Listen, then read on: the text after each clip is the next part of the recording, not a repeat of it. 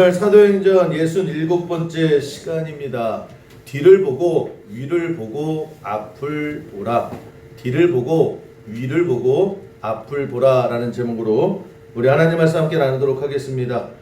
계속 이어지고 있습니다. 사도 바울이 예루살렘 가려고 했습니다. 주변에서 다 말렸습니다. 너 가면 죽는다. 너 벼르고 있다. 그럼에도 불구하고 사도 바울이 갔습니다. 갔는데 로마가 먼저 칼을 빼든 것이 아니라 같은 교회 예루살렘 성도들이 유대인들이 먼저 시큰둥했습니다. 미워했고 박해했고 그 사람들이 결국 사도 바울을 로마에 넘겨줬습니다. 로마는 잘 됐죠. 그래서 포승줄로 꽁꽁 묶어서 여기저기 보란듯이 끌고 다니는 이런 상황 속에 지난주에 나눈 말씀이 그 와중에서도 사도 바울이 결국 말씀을 증거할 기회를 얻게 됩니다. 그리고 22장이 들어와서 이제 그 말씀의 내용을 설명하고 있는데 오늘 말씀을 통해서 우리가 두 가지를 한번 살피려고 합니다. 첫 번째는 뭐냐? 사람이 사람을 대할 때 어떻게 해야 되는가? 전도를 할 때도 마찬가지고요. 개인적인 만남을 통해서도 마찬가지고 우리가 복음을 전할 때, 전도를 할 때 다 마찬가지입니다. 사람이 사람을 대하는 방법, 사람이 사람을 대하는 자세, 이것이 무엇인가를 첫 번째로 우리가 깨달을 수 있다라고 생각을 합니다. 결론부터 말하면 저는 사람이 사람을 대할 때는 무조건 친절해야 됩니다. 예의가 있어야 되고 친절해야 되고 그 마음에 진심이 있어야 한다라고 하는 것입니다. 내가 어떤 자리에 있든지 간에 고압적인 자세, 명령하는 자세, 무례한 자세, 절대 그 사람의 마음을 얻을 수 없다라고 하는 것입니다. 예를 들면 우리가 전도를 해야 됩니다. 여러분 전도해야 됩니다. 우리가 전도해야 예수를 믿지요. 예수를 믿어야 구원받지요. 맞죠? 우리가 전하지 않으면 예수를 알지 못합니다. 예수를 알지 못하면 그 영혼이 구원을 받지 못합니다. 그래서 우리가 해야 될 것이 뭐냐? 예수 안 믿는 사람에게, 예수를 거부하는 사람에게 끊임없이 우리는 복음을 전파해야 되고 예수를 소개해야 되고 그 영혼을 구원해 내야 됩니다. 그래서 여러분 전도 열심히 해야 됩니다. 하셔야 돼요. 전도 안 하면 어떻게 해요? 여기서 은혜를 받았습니다. 누군가. 아 그래 전도해야지. 근데 내일 아침부터 당장 어디로 갈까요? 시청 앞으로 갔습니다. 아니면 지하철역으로 앞으로 갔습니다. 그러면서 출근하는 월요일 아침에 출근하는 사람들에게 소리를 지르는 거예요. 예수 안 믿는 것들아, 내 말 들어라. 니네들 지옥 간다. 돈이 그렇게 좋냐? 돈 벌러 지금 출근하냐? 그 돈 벌어서 지옥 가라. 내 말 안 듣고 오늘부터 교회 안 다니면 니네 지옥의 불구덩이에 빠진다. 정신 차려라 소리를 질러요. 그 말이 틀려요? 맞아요? 틀리다고 싶은데 그 말이 틀린 건 없잖아요. 아니 말은 맞잖아요. 말은 예수 안 믿으면 결국에 그 영혼이 구원받지 못하잖아요. 성경에 나오는 당연한 상식 아닙니까? 그 분이 은혜 받고 소리 지르는 내용은 맞아요. 그럼 우리 그렇게 해야 됩니까? 우리 단체적으로 수영교회 머리 딸고 예수 전당 불신지옥 지옥 갈 것들아 불구덩이가 무섭지 않느냐 막 이렇게 편말 들고 그렇게 해야 됩니까? 말은 맞아요. 말은 맞는데 그렇게 하면 안 되잖아요. 일단 너무 무례하지요. 어떻게 사람 면전에 대고 이 지옥에 갈 것들아 뭐 다다선선 지옥불에 불타져라 뭐 죽지도 못한다. 그런 식의 접근은 정말 어리석은 거예요. 가려고 하려가도 내가 이번 주 교회 가야지 라고 하더라도 아우 내가 적골 안 봐. 그리고 안 가게 되는 그런 경우가 굉장히 많이 있습니다. 그러니까 우리가 그 말은 맞다라고 해도 그 말을 어떻게 전달하느냐가 굉장히 중요한 거예요. 어떤 극단적인 분들은 이렇게 얘기를 합니다. 아니 복음이 자체가 능력 아니냐. 복음이 살아있는 생동하는 하나님 말씀 아니냐. 아, 뭐 잘 전하나 못 전하나 그게 무슨 상관이 있냐. 어차피 그 말씀 안에 생명력이 있는 거 아니냐. 그래서 잘 전하는 거 못 전하는 거 그거 너무 신경 쓰지 말고 그냥 전하라고 그랬지 않았느냐. 그냥 전해라. 그러면 하나님께서 성령을 통해서 역사해 주실 거다. 그 말씀을 통해서 골수를 쪼개든지 뭘 하든지 하나님의 역사가 있으니까 우리는 방법 그런 거 생각하지 말고 그냥 있는 사실대로 전달하기만 되는 거다. 이 말은 또 맞아요? 틀려요? 이 말도 맞아요. 맞는데 느낌상 아닌 것 같죠. 예를 들면 이런 겁니다. 여러분 제가 지금 설교를 하죠. 여러분 제가 지금 설교를 하는 겁니다. 자장가 부르는 거 아니에요. 일어나세요. 그 설교가 뭐냐면 쉬워요. 아주 간단하게 하나님 말씀을 잘 모르겠잖아요. 우리가 성경을 읽으면 모르지 않습니까? 그럼 그거를 잘 똑바로 설명해 주는 게 설교예요.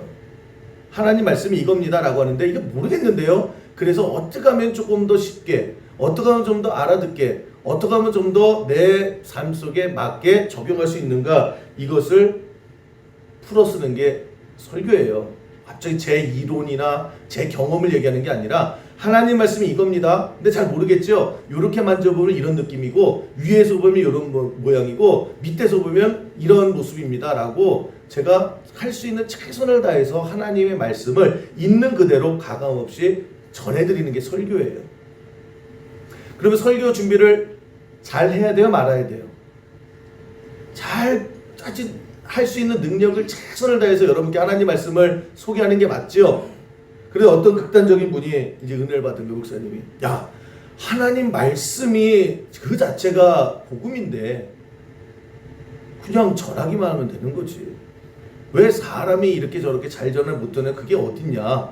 그냥 전하면 하나님의 말씀이 듣는 사람들의 귀를 번쩍하게 하고 성령의 역사를 하고 알아듣든 못 알아듣든 하나님께서 하실 거야. 그래서 나는 이제부터 설교에 이것저것 안 해. 그냥 하나님 말씀만 전할 거야. 그냥 읽으면 끝. 역사는 하나님께. 나 이렇게 목회할 거야. 이 맞아요? 틀려요? 틀린 말도 없죠. 그래서 제가 다음 주에는 한번 해볼까요? 하나님 말씀에 제가 뭘 안다고 이렇게 거기다가 뭐 설명을 하겠습니까? 역사는 하나님 하실 줄 믿습니다. 그러면서 오늘 1절부터 5절까지 딱 읽었어요. 은혜 받을 줄 믿습니다. 기도하고 끝. 지금 예배 끝난 거예요 이제. 여러분 주일 성수하신 거예요. 은혜는 집에 가서 하나님께서 주실 거예요. 아멘. 아멘이에요? 아니 성경이 그냥 있는 그대로의 복음인데 뭘 거기다가 설명을 해요. 은혜는 어차피 하나님이 주시는 건데 뭘 저는 그렇게 설교 준비를 그렇게 하려고 그래요. 그냥 하나님 역사하심이 있는데, 그런데 그게 아니죠. 최선을 다해서 설명을 해야 되는 거예요. 그 제가 가끔 가다가 정말 가끔 가다가 어떻게 아셨는지 제 메일에 이제 무슨 이렇게 내용이 와요. 그 나오면 뭐 유튜브겠죠. 유튜브에 몇몇 그 이제 오가다가 이제 설교를 드신 분이 또 어떻게 해서 이제 메일을 아셔서 이제 쓰는데, 뭐 메일 정도 쓰신 분들이면 그 설교에 은혜를 받았다라고 하는 분이죠. 너 왜 설교 그따위로 하냐, 막 집어쳐라 이러면 아예 안 보내잖아요. 그 제가 메일이 공개된 것도 아닌데 어떻게든 알더라고요. 뭐 수용교회 쳐서 뭐 이렇게 하는지. 그러면 그냥 은혜 받았습니다. 뭐 오가다가 우연히 들었는데 참 그 은혜 받았고 용기 얻었습니다. 그런 메일이요 몇 개 있어요. 몇 개. 매주 없고요. 한 석 달에 한 번씩 와요. 근데 그 내용을 보면 똑같아요. 은혜 받았습니다. 그 다음에 공통된 내용이 뭐냐면 좀 목사님 설교가 쉬워서 잘 들려요 그래요. 쉬워서 잘 들려요. 그러니까 무슨 얘기를 하시는지 알겠어요 그러는 거예요. 그러니까 저는 그런 메일을 볼 때 진짜 감사하다 이런 생각이 드는 게 뭐냐면, 저는 원래 그래요. 목회를 시작했을 때부터 지금까지 하나의 생각을 가지고 있는 게 뭐냐면, 목사가 어차피 제일 중요한 게 설교잖아요. 이 설교를 내가 어떻게 할 것인가에 대한 그런 고민이 신학생 때부터 지금까지 늘 있는데, 변하지 않는 마음이 뭐냐면 일단 설교는 쉬워서 그냥 들렸으면 좋겠다. 주무시다가도 뭐 하나를 아는 얘기하면 막 들릴 때가 있잖아요. 먼 산 쳐다보다고 그냥 들릴 때가 있고, 그냥 들려질 만큼 그렇게 쉬운 얘기로 풀어서 하나님의 말씀을 전했으면 좋겠다라고 해서 지금까지 저는 그렇게 노력을 해요. 그러다 보니까 어떤 분에게는 이 설교가 좀 수준 이하처럼 느낄 수도 있어요. 그런데 그래서 참 어려운 게 어느 정도의 그 밸런스를 맞추는 게 중요하기는 하는데, 매일마다 산토끼 토끼야를 부를 수도 없잖아요. 그게 들린다고. 그래서 항상 그 고민이 있는데, 저는 거의 하지 않는 게 뭐냐면, 정말 필요해도 잘 안 하는 게 뭐냐면 철학자의 이름, 뭐 무슨 사상, 뭐 세상에 무슨 이념 뭐 이런 얘기는 거의 안 합니다. 일단 잘 몰라요. 제가 저도 모르는 얘기를 못 하겠더라고요. 그리고 또 하나는 뭐냐면 그렇게 제가 설교를 한번 해보면 여러분 제가 되게 유식하게 보이실 거예요. 소크라테스부터 시작해가지고 뭐 무슨 논 쭉 하면 그래 목사님 공부 많이 했나 보다. 우리 목사님 그 철학적인 그런 지식이 많은가 보다. 제가 굉장히 유식해 보일 겁니다. 유식해 보이지 않겠어요? 막 영어 쓰고 막 이러면. 또 저 영어도 거의 안 써요. 뭐 사자성어도 안 쓰고 그거 다 안 해요. 왜냐면 저도 잘 몰라요. 그리고 얘기한들 그래서 성공한다 한들 저는 유식해 보이겠지요. 잠깐 동안은. 저랑 대화를 잘 안 해보시면 그냥 강대상에 있는 저만 보시면 되게 유식해 보이고 그럴 거예요. 그런데 중요한 건 뭐냐면 그럼 뭐예요? 듣는 사람이 뭔 소리야? 그러고 말하면 돼요. 아니 설교라고 하는 것이 하나님의 말씀을 어떻게든지 이겁니다라고 설명을 아주 쉽게 해줘야 되는 게 설교라고 하는데 제가 유식하게 보이고 어려운 한자 쓰고 영어 쓰는들 그 뭔 소리야 그러고 끝나버리면 아무 의미가 없다라고 저는 늘 생각을 합니다. 그래서 그냥 여러분들이 처음부터 끝까지 다 어떻게 알아들어요. 좋으실 수도 있고 딴 생각하실 수도 있고 다 있어요. 그런데 어느 분에게는 이게 들리는 거예요. 그렇게 들리면 저는 제가 얼마든지 유치해 줄 수 있다라고 생각을 해요. 얼마든지 더 쉽게 할 수 있어요. 더 쉬워져야 된다. 그래서 얼마만큼 쉽게 잘 전달해서 이게 이런 말씀이구나 라고 하는 것을 전달하려고 애써야 되는 게 이게 목사의 설교 아닌가 이렇게 생각을 합니다. 그래서 이게 하나님의 말씀입니다. 은혜는 하나님이 주실 겁니다. 쫙 뿌리고 이게 잘못됐다라는 거예요. 내가 할 수 있는 최선을 다해서 제가 생각하는 기준으로 설교를 애써야 되죠. 정성이 있어야 한다라는 거예요. 이건 다 마찬가지예요. 남녀간에 어떤 청춘 남녀가 너무 사랑을 하는 거예요. 뭐 좋아 죽어요. 근데 사랑하는 두 사람의 사이 속에 제일 중요한 게 사랑하는 마음이죠. 마음이 제일 중요하잖아요. 그냥 마음만 있으면 그럼 됩니까? 저는 절대 아니라고 생각을 해요. 그 사랑하는 마음이 표현돼야 되고 그 사랑하는 마음에 정성이 들어가 있어야 그게 진짜 사랑이고 그런 사랑이 열매를 맺을 수 있다라고 확신합니다. 그냥 너 내 마음 알지? 자기도 내 마음 알지? 그냥 마음만 서로 얘기하는 거예요. 그래서 막 선물 줄 때도요. 크리스마스 선물 줄 거야? 주라. 알았어. 그래서 마음이 중요하지. 신문지 벼룩시장 그 신문지 달달달달 말아가지고요. 여기 선물 마음이 중요한 거지. 그냥 줘버리는 사람이 있습니까? 사랑하는데 편지 쓰는데 그냥 막 휘갈겼어요. 한 글자 두 글자. 내 마음이 내 마음이야. 마음이 중요하지. 그리고 그걸 연애 편지라고 써서 주는 사람이 어디 있어요? 안의 내용이 내 형편에 따라서 어떤 건지 모르겠지만 최선을 다해서 리본도 묶고요. 뭐 이것도 하고 저것도 하고 뭐 하트 뿅뿅뿅뿅 하고 최선을 다 내가 할 수 있는 최선을 다해서 정성으로 포장을 하죠. 편지도 한 줄 한 줄 썼다 지웠다 얼마나 애를 씁니까? 그런 정성이에요. 그러니까 마음에 정성이 들어가는 게 진짜 사랑이다라고 하는 거예요. 여러분 우리가 그런 마음, 그런 애쓰는 마음이요 사람과 사람 사이에 분명히 있어야 되는 거예요. 나 내 마음 알지? 나 원래 성격이 이래. 뭐 마음이 중요하지 무슨 뭐 표현이 중요하냐? 뭐 말하는 형식이 중요하냐? 뭐 중요하냐? 중요해요. 정말 중요하다라고 하는 것입니다. 여러분 사도 바울이 지금 복음을 어렵게 복음 전할 기회가 주어졌어요. 이럴 때에 사도 바울이 시간도 없으니까 그냥 따따따따따따 끝 이렇게 안 해요. 복음을 전할 기회도 애쓰지만 그 짧은 시간에 최선을 다해서 정성껏 하나님의 말씀을 전하려고 하는 그 애쓰는 마음이 오늘 본문에 들어가 있다라는 거예요. 오늘 1절 보세요. 이렇게 시작을 합니다. 꽁꽁꽁 묶여 있어요. 수갑도 차고 제수복도 있고 사람들에게 잠깐 주어진 요 타이밍에 뭐라고 얘기했냐면 첫 번째 단어가 뭐예요? 부형들아 내가 지금 여러분 앞에 이렇게 죄수복으로 입고 내가 여기까지 오는 것을 변명하는 말을 들어. 내가 왜 이런지, 내가 누군지를 좀 들으십시오라고 하는 거예요. 오늘 제가 저 말씀 속에 가장 핵심적인 말씀은 다른 거 아니에요. 부형들아, 이렇게 시작을 하더라는 거예요. 그런 사도 바울의 성격이 그렇게 막 친근하고 뭐 성격이 막 유들유들한 성격이 아니에요. 까칠한 성격에 칼 같은 성격이잖아요. 누구 앞에 형님 뭐 이런 말 잘 못하는 사람이에요.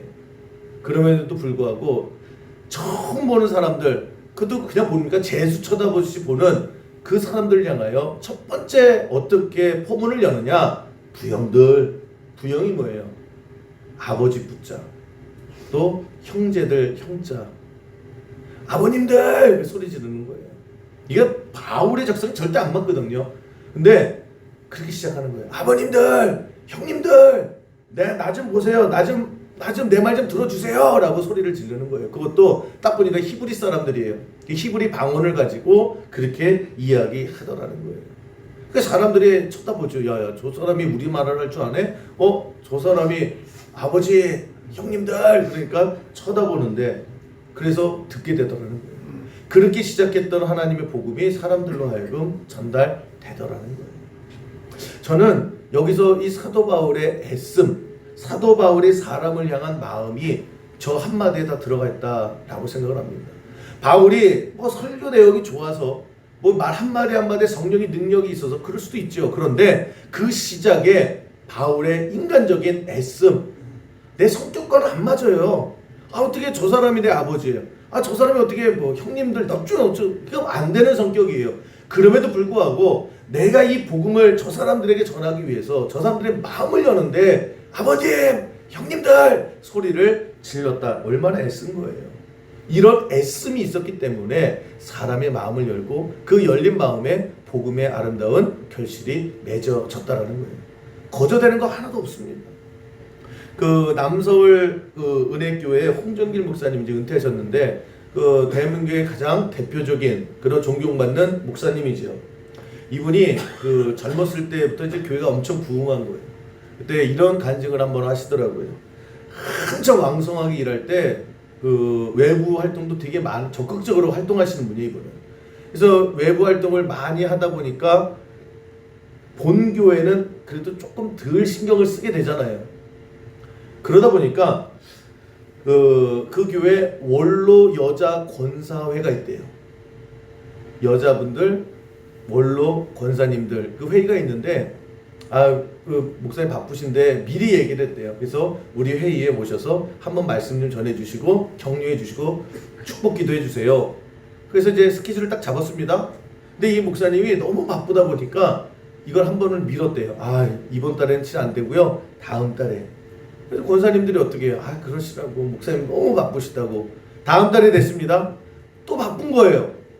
그래서 다음 달에 하시자고.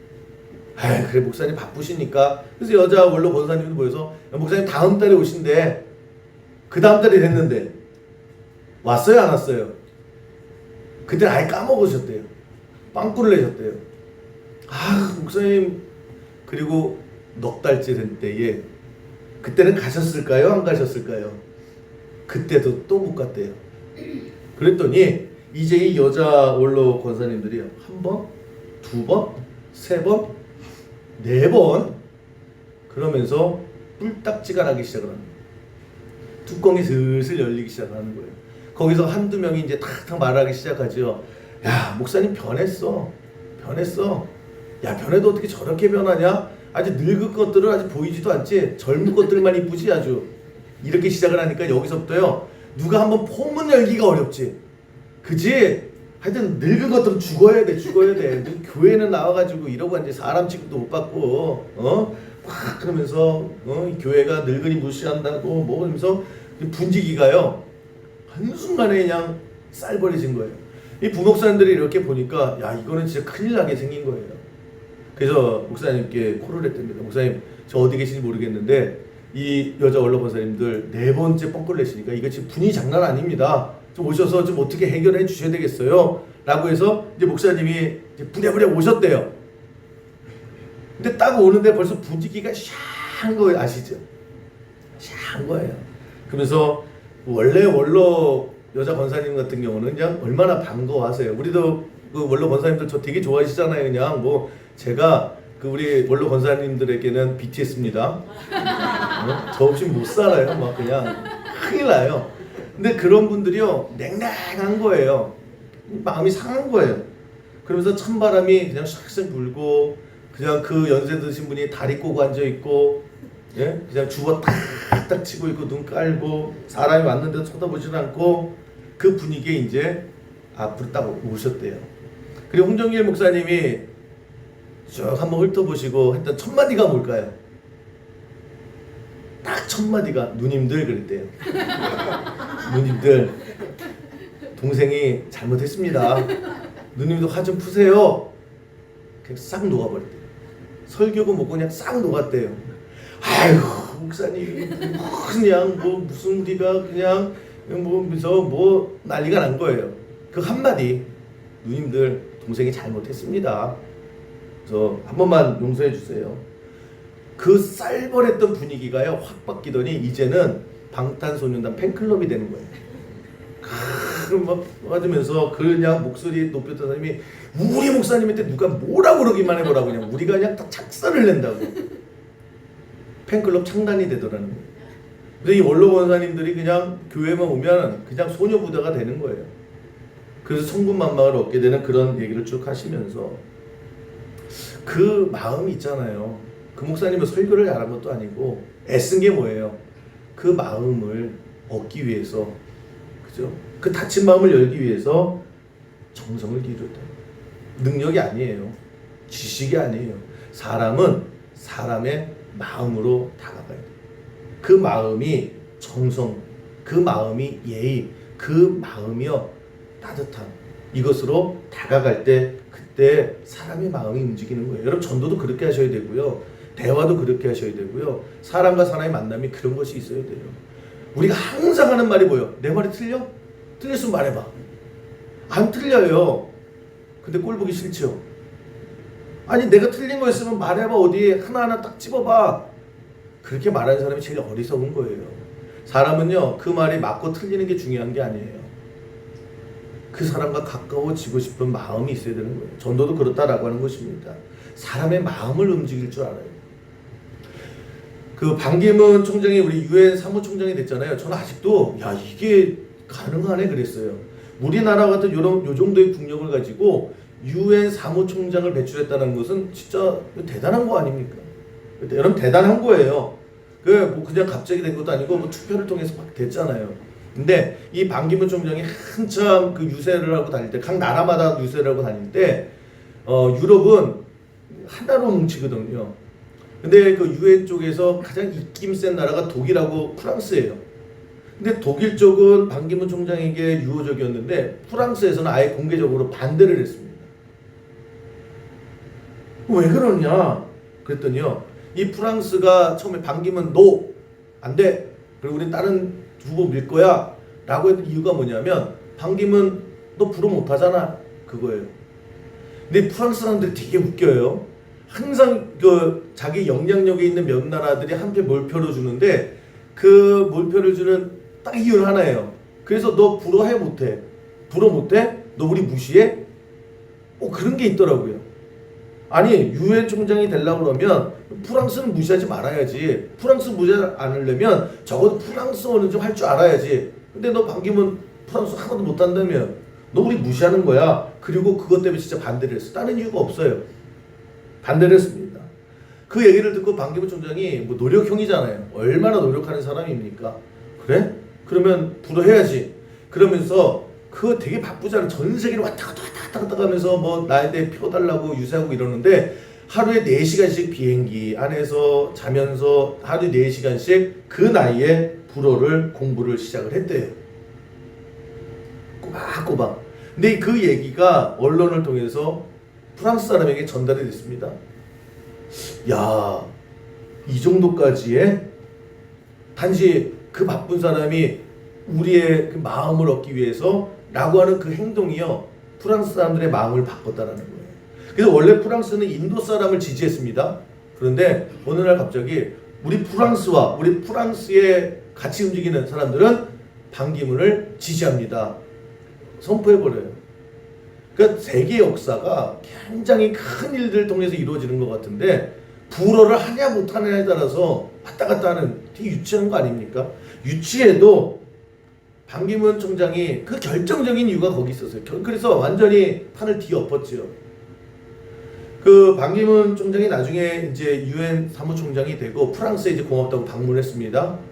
방문했는데 프랑스는 이제 엘리제궁에서 이제 기분을 접대를 하는데 엘리제궁에서 전 세계 이제 톡톡톡 플래시 터지고 그 당시에 그 자크 시라크 대통령이었거든요. 이제 딱 정상회담을 하는데 이 반기문 이 총장이 불어로 인사를 하는 거예요. 그리고 회담 내내 불어로 얘기를 하는 거예요. 이게 프랑스 사람들에게는 그냥 다 뒤집어진 거예요. 와, 진짜 대단하다 라고 하면서 이 반기문 총장이 프랑스에서 굉장히 엄청난 감동을 주고 인기가 많았죠. 왜요? 하나예요. 그만큼 애쓴 거예요. 내가 실력으로 보여줄게. 내가 뭐 백그라운드로 보여줄게가 아니라 여러분 한 사람이나 한 나라나 마찬가지예요. 우리가 제일 먼저 해야 되는 게 뭐냐? 사람 마음에 노크를 할 줄 알아야 돼요. 똑똑한 거로 접근하는 게 아니라 빈틈없이 하는 게 아니라 사람이 사람을 마음으로 그 안에 정성과 애씀이 있을 때 여러분 그때 한 사람 한 사람의 마음을 얻게 되는 거예요. 전도를 하셔도 그렇게 하셔야 돼요. 근데 우리는 너무 애를 안 써요. 그냥 늘 앵무새처럼 내 말이 틀렸어 맞았어. 틀렸으면 아무 소리 하지 마. 그러니까 아무도 없는 거예요. 여러분 항상 내가 맞고 틀리냐가 우선이 아니지. 내가 얼만큼 저 사람에게 다가가는 내 적성이 아니더라도요. 바울도요. 이 복음을 전하기 위해서 먼저 애쓰잖아요. 형님들 적성에도 안 맞는 아버님.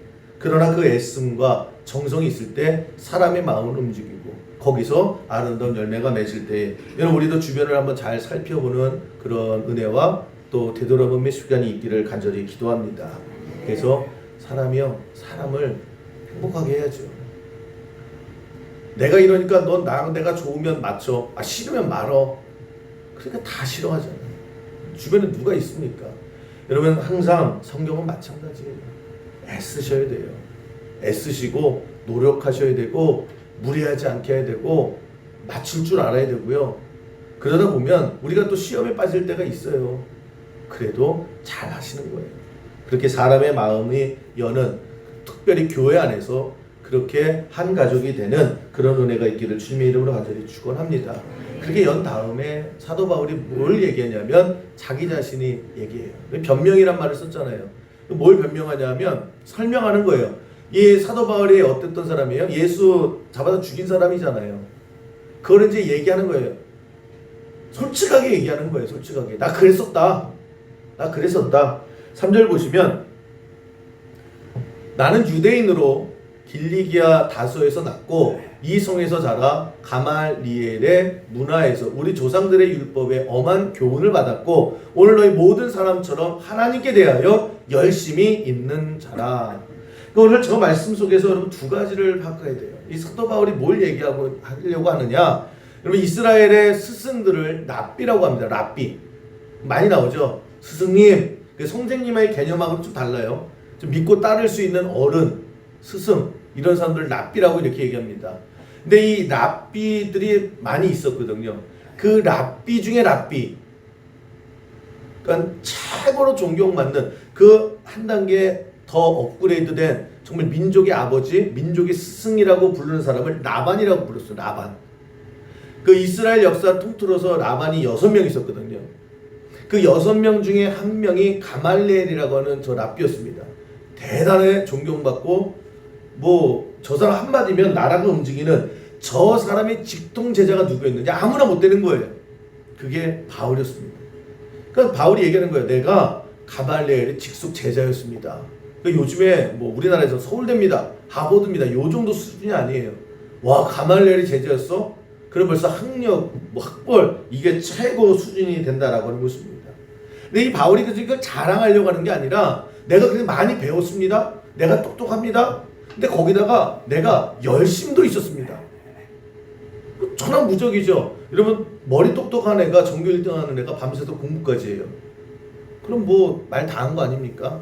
그러니까 내 젊은 날 내가 가말리에 수화에서 공부도 했고 그 공부한 것을 이론을 가지고 내가 열심히 살았습니다. 열심히 하늘을 찔렀습니다. 그렇게 얘기를 하는 거예요. 그런데 바울이 하는 그 다음 얘기가 뭐냐면 누구보다도 열심히 알았고 누구보다도 자신이 있었고 누구보다도 확신이 있었고 누구보다도 열심히 있었는데 근데 문제가 하나 있었습니다. 내 방향이 틀렸었습니다. 나는 예수를 박해하는 게 맞다라고 배웠고 그것이 맞다라는 확신을 가지고 그래서 예수 믿는 사람들을 다 죽이는데 앞장섰습니다. 난 그게 잘하고 있는 줄 알았습니다. 그런데 방향이 틀렸었습니다. 내가 그런 사람입니다라고 하는 간증을 하고 있는 거예요. 오늘 메시지를 통해서 우리도 마찬가지입니다. 우리가 열심은 있어요. 성실해요. 더 중요한 건 뭐냐면 그 열심이 어디서부터 시작해서 어디로 가고 있느냐. 항상 이 점검이 필요하다라는 거예요. 열심은 있는데 엉뚱한 열심이다. 난 이게 맞는 줄 알아요. 평생을 이게 맞는 줄 알고 예수 믿는 사람 다 싹 쓸어버렸어요. 마지막 순간에 나 뭐 한 거야. 이런 인생들이 있을 수 있다라는 거예요. 여러분 그 20세기 최고의 부흥사라고 하면 빌리그레엄 목사님입니다. 이 목사님이 뭐 대단한 목사님이죠. 모였다면 10만 명. 그 70년대, 80년대 우리나라에서도 여의도 옛날 광장에 100만 명 모여서 그런 전도 집회도 하고 그랬잖아요. 대단한 분이신데 이분의 그 인생 스토리 가운데 이런 게 있어요. 20대 때 대학을 다닐 때 그 대학의 최고 이쁜 여자 중에 한 명하고 이제 사귀었답니다. 치열한 경쟁률을 뚫고 사귀고 이제 너무 좋아서 프로포즈를 했대요. 너 나랑 결혼해 줄래? 그런데 이 여자가 딱지를 딱 놨다는 거예요. 그냥 딱지만 놓으면 되잖아요. 근데 거기다가 아주 친절하게 설명까지 해주더라는 거예요. 빌리야, 너는 정말 성실해. 너는 정말 똑똑해. 너는 정말 뭐 하나 버릴 게 없어. 근데 왜 싫어? 왜 나랑 결혼 안 하려고 그래? 근데 너 너무 가난해. 가난한 네가 싫어. 나는 능력 있는 부자 남자 만나서 잘 살고 싶어. 딱 그렇게. 그러니까 이 빌리그레엄이 그냥 좌절에 빠진 거예요. 충격에 빠진 거죠. 또 가난해서 싫어. 근데 20대 청년이 뭐 할 수 있는 게 없잖아요. 그래서 방구석에 들어앉아서 그다음부터 노래를 부르는 거예요. 사랑은 아무나 하나. 돈 있는 것들이 나지. 막 마음에 분노심도 있고 뭐 다 싫은 거죠. 그러면서 이제 일을 부득부득 간 거예요. 두고 봐. 내가 성공해가지고 너 나 차버렸지? 내가 어떻게든 성공해가지고 너 후회할 거야. 너 한번 나한테 연락만 해봐. 너 그냥 내가 끝장낼 거야. 그러면서 열심히 살았대요. 목사가 됐습니다. 이 악물고 목회를 했대. 내가 부흥할 거야. 내가 교회 크게 할 거야. 그래서 30대 초반에 교회를 엄청 부흥시킨 거예요. 그래서 타임즈의 목사인데 타임즈에 떠오르는 리더 그래가지고요. 타임즈 모델까지 됐습니다. 30대에. 목회자로서 성공했죠. 교회가 점점 커졌죠. 근데 이상하게 교인이 불수록 교회가 성장할수록 와 사람들 대단하다고 막 그럴수록 이상하게 자기가 변하더라는 거예요. 짜증이 많아지고 사람들이 무서워 보이고 점점점 뭐 좋다고 온다는 사람들이 그냥 이렇게 내려다 보이고 주변에 계속 상처를 주고 자기 능력을 과시하고 싶고 이건 이러면 안 되는데 왜 이러지 하다가 나중에요 그 바쁠 일정성에 완전히 번아웃돼서 퍼져버린 거예요. 탈진하고. 그래서 병원에서 치료받고 있다가 야 이제 난 도저히 안 되겠다. 이거 뭔가 어디서 또 어떻게 잘못됐는지 모르겠다. 아니 성공을 한 것처럼 보이는데 이거는 마음이 지옥 같더라는 거예요. 점점 괴물같이 변하는 자기를 도대체 자기도 납득이 안 가더라는 거예요. 그래서 병원에서 퇴원해서 산골 기도원으로 갔답니다. 그리고 하나씩 거꾸로 되짚어 봤대요. 되짚고 봤더니 어디까지 기억이 되냐면 20살의 그 프로포즈에서 딱지 맞은 그 장면까지 가더라는 거예요. 그때에 그 분노. 야, 너 가난해서 싫어. 너 똑똑한 것도 알고 능력 있는 것도 알고 다 좋은데 너 가난하잖아. 나 가난한 네가 싫어. 그 말에요. 복수심이 생긴 거예요. 두고 봐. 내가 세상을 다 완전히 그냥 발밑에 둘 거야. 라고 하면서요. 복음을 전하고 교회 열심히 했고 사람들 전도하는 이유가 나의 성공을 위해서. 봐. 내가 어떻게 성공하는지 봐. 그렇게 해서 열심히 있었다라는 거예요. 열심히 있었는데 방향이 하나님을 위해서가 아니라 나의 성공을 위해서 하다 보니까 나중에 괴물이 버려요. 그래서 거기서 완전히 방향 전환을 했대요. 완전히. 내가 방향이 틀렸습니다. 하나님. 방향이 틀리니까 하면 할수록 더 삶이 힘들고 기쁨도 없고 점점 괴물이 되는 내 모습. 그래서 거기서 점검을 하고 방향 점검을 하고 내가 어디로 가야 될 건가, 그리고 하나님 주신 새로운 마음을 가지고 나아갔을 때에 그 정도 교회 큰 정도의 사이즈가 아니라 전 세계적인 그런 빌레 그램이라는 목사가 탄생하게 되었다, 이렇게 얘기를 해요. 그럼 방향이 중요한 거예요. 우리는 열심히 중요하죠. 내가 얼마나 열심히 하느냐. 더 중요한 것은 그 열심이, 오늘 사도 바울의 고백도 그거예요. 내가 열심히 있었다. 그런데 방향이 틀렸다. 그래서 유대인들은 세 가지의 그 탈무드 얘기를 합니다. 첫 번째, 뒤를 돌아봐라. 항상 가다가 항상 뒤를 돌아보라. 뒤를 돌아보는 게 뭐예요? 내가 지금 걸어온 길이 맞고 있나? 내가 어떻게 살아가고 있는가? 내가 살아온 길이 정당인가? 이러면 한번 과거를 뒤돌아볼 필요가 있어요. 2023년 내가 제대로 가고 있나? 내가 제대로 살고 있나? 이걸 한번 뒤돌아봐야 돼요. 그리고 12월 이 정도에 올 한 해 내가 선택했던 것들이 맞나? 하루하루 열심히 사는 건 맞아요. 최선을 다해서 산 것도 맞아요. 여러분 얼마나 성실히 사셨습니까? 그런데 뒤를 한번 돌아보세요. 내 인생을. 그리고 나서 위를 보래요. 위를 보라는 게 뭐예요? 그리고 하나님께 물으라는 거예요. 하나님, 내 생각, 내 뜻, 내 고집으로 여기까지 온 거 아닙니까? 하나님, 이거 맞아요? 하나님이 지금 내가 제대로 살고 있습니까? 기도하라는 거예요.